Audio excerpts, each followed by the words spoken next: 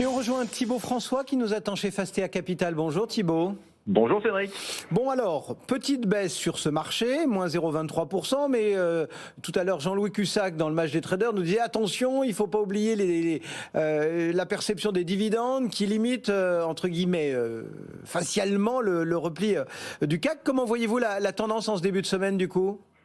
Bah écoutez, le marché est un petit peu attentiste. Effectivement, on perd 0,24 sur le marché. Effectivement, si on traite du dividende de Stellantis, on est pas loin de l'équilibre sur l'indice CAC 40, donc tout va bien.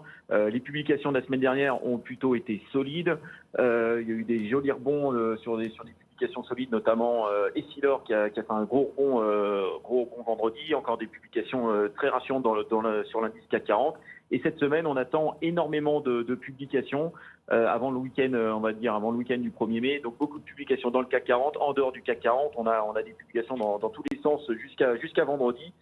Donc c'est encore une semaine assez importante qui va nous donner un petit peu là pour les prochaines semaines et les prochains mois. Ça va aussi nous donner une tendance avant les détachements de coupons parce qu'ils sont nombreux et ils sont assez conséquents. Vous voyez, Stellantis ce matin, c'est quand même pas loin de 9% de rendement sur l'action Stellantis qui va publier ses résultats par contre la semaine prochaine, ça sera le 3 mai. Donc une tendance on va dire attentiste, ce qui est plutôt logique. L'OAT se maintient au-dessus des 3%, le pétrole s'est bien repris là depuis quelques minutes et on revient autour de 81,50 sur le pétrole.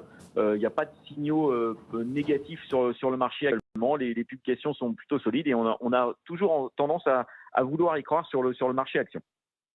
Alors justement, rentrons dans le détail. Vous évoquiez Stellantis. Qu'est-ce qu'on peut se dire sur le groupe ? Bah écoutez, le groupe Stellantis, c'est anciennement Peugeot, bien entendu, depuis le rapprochement avec Fiat. Mais Stellantis, c'est un groupe qui est assez fantastique. Donc, je vous le disais à l'instant, il y a quand même pratiquement 9% de rendement sur Stellantis. C'est un groupe qui fait 50 milliards de capitalisation boursière, 30 milliards d'euros de cash net, de trésorerie nette dans l'entreprise pour 50 milliards de capitalisation boursière, 30 milliards d'euros qui sont attendus en EBITDA cette année. Et on a une capitalisation boursière de 50 milliards. Pourtant, on a un dirigeant qui est exceptionnel, qui a fait ses armes bien sûr chez Renault et qui est aujourd'hui chez Stellantis, c'est Carlos Tavares. Et surtout, c'est un groupe qui a radicalement changé ces dernières années. Alors certes, l'industrie automobile est cyclique, bien entendu. On sait que le secteur automobile est quand même sous pression depuis 3 ans.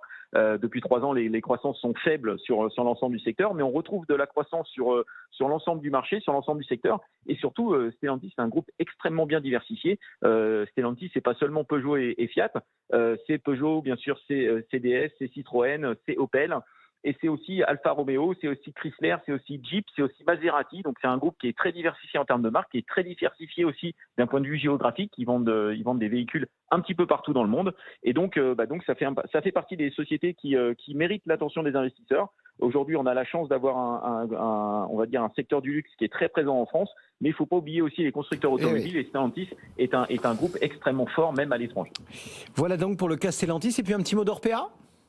Orpea, malheureusement, c'est toujours dans l'actualité. Donc là, la direction est droit dans ses bottes et maintient un petit peu ce qu'elle dit depuis quelques semaines.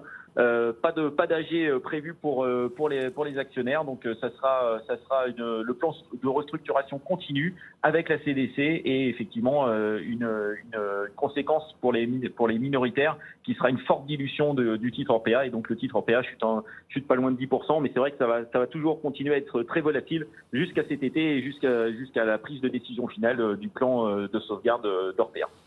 Merci beaucoup Thibaut. Thibaut François et Fastea Capital chaque lundi matin pour lire le marché au début de cette deuxième heure de BFM Patrimoine. L'indice qui baisse de 0,23%, 7559 points.